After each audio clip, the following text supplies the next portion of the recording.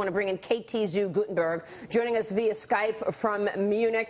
KT, thank you very much for joining us. You're the former German economic minister under Angela Merkel. And when we spoke with you earlier in the week, you had some optimism that the UK would stay. How are you feeling today? I feel terrible. I feel terrible for Europe. I also feel terrible for the UK and for Germany as well. It is a result which leaves the European Union shattered. We will face extremely complicated months ahead of us, and of course the decision of Cameron now was logical, but it also leaves us with a leaderless UK for the next month to come, where we actually have to come to conclusions. So it is a difficult day and a day without much perspective at the moment. What is going to be most significant for the EU in the coming months? Is it the redoing of trade and regulation frameworks in the UK, or is it the absence of the UK in the EU? What are you most worried about in terms of the EU's performance going forward? So the most important thing is an internal signal to those who are still in the EU. It has been mentioned before that there is a high risk now that others will follow. We have the populists sitting in the Netherlands, in France, in Germany even, although in Germany I don't see the risk of leaving the EU, but in Denmark and other places.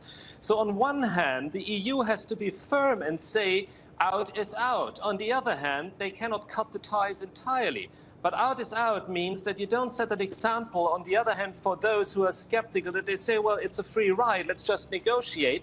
It has to be firm and clear. But my problem is I don't see the necessary leadership in Europe at the very moment that is clear enough, that has the narrative, that is actually also compassionate enough to form a European Union that's stable for the next years to come. Yeah, we want to get our panel in here. Dagan McDowell, Simon Constable, give us your thoughts. Simon, are you expecting Boris Johnson, for example, to be the next Prime Minister of the UK? I think he very well could be. He's very charismatic. He knows what he wants. He's a very smart guy. I've met him.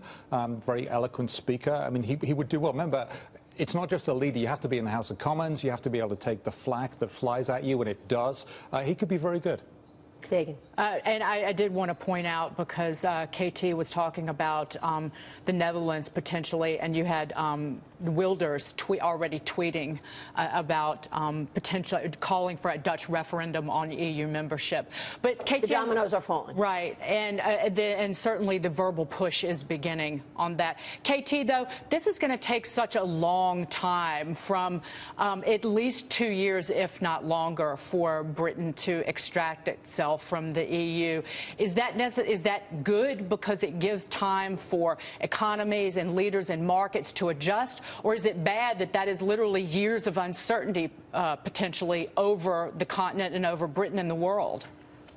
Well, we definitely need this time, because the issues we have to resolve now have no historic precedent so far, and it needs to be sorted out properly. But in parallel, at the same time, we need to finally reform the flawed European Union, and that puts a special pressure on the shoulders of Angela Merkel, my former boss, who is probably in the most complicated situation ever in her career. If she's too strong, if she's too hard, then others will step up and say we don't want to have a dominant European Union that's dominated by Germany. If she's too soft in that very regard, it could lead to implosion of the European strength as such. So it's an extremely hard situation for her, and I think what's necessary now is that the strong players within the remaining European Union now realign in the way that they say we have to come to a new structure, we have to come actually to some kind of European federalist papers at one point, and to rethink it. But that's extremely difficult if you have such a lack of leadership in Brussels and in the capitals of Europe. KT, are you expecting the ECB to intervene? Once again, we turn our attention to major global central banks around the world with a market sell-off as significant as it is right now. In the U.S., we're looking at a 500-point decline right at the opening of trading. Do you think we'll hear from the ECB? It would not be well advised to react immediately now. So we're all in a panic and shock mode right now in Europe. What I expect more as a reaction by the Bank of England. At one point, probably also the Fed may look at the question whether a strong dollar is something that is of advantage for the global markets as such. The ECB has not much bazookas left, to be honest. That's right. In whatever direction, so we'll see how that turns out. We are